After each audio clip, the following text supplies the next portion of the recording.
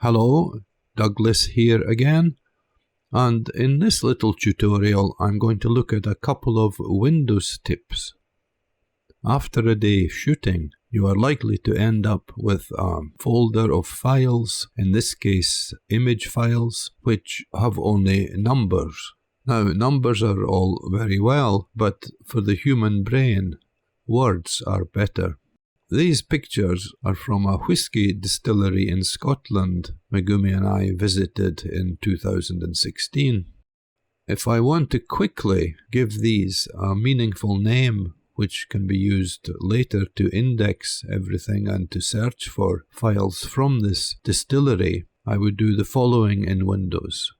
Control A to select everything. Then go to the first clip at the top of the list and right-click. Go down to Rename. And we'll give this a name which would help me find this again. Tomatin is the name of the distillery, and we'll call it Distillery. Whoops, I forgot. I normally would give this a date at the very beginning. 2016 08 19, and then the name. When I press return, what happens is that all of the files in the folder will be given the same name and they will be numbered sequentially. This is much more useful when you come to search for files from this distillery. There is, however, a small problem that you'll meet. The first 9 numbers have no leading 0.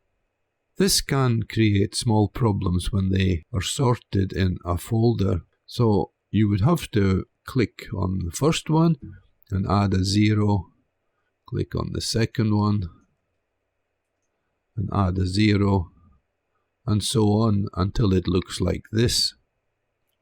And now you have a list which will sort in the correct order. That's the first simple tip.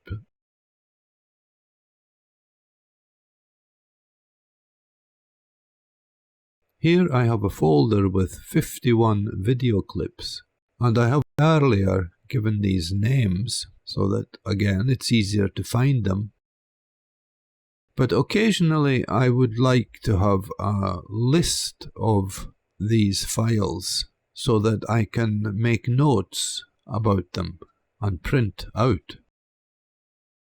So what I would do here is click on the first of the clips and hold down Shift and click on the last clip. Then hold down Shift and right click on any of the clips. Go down here and click on Copy as Path. Now I'm going to open my spreadsheet application, OpenOffice Calc. Click in the top left cell and Control V. And if you look down here, you can see that each row is in one cell, and you want to be able to have this divided into different columns using the backslash as the separator here. So you need Other and you need a backslash. I always have trouble finding the backslash because I use Japanese keyboard with the UK input. To get a backslash, you hold down Alt and type in 92, release, and you have a backslash. Still, nothing happened down here. The next thing you need to do is change the quote here to an apostrophe. Did you see the difference down here? Let me just go back to the quote. Each line here is in a single cell, but when I change this to the apostrophe, you'll see that the backslash is used as the separator. And now when I press Enter, I have everything in own columns. You can then decide which information you want to keep. So I could, for example, select A to F, right-click, and hide these columns. And this will then give me the name of the clips and spaces here where I can enter information about each clip and print out if I want.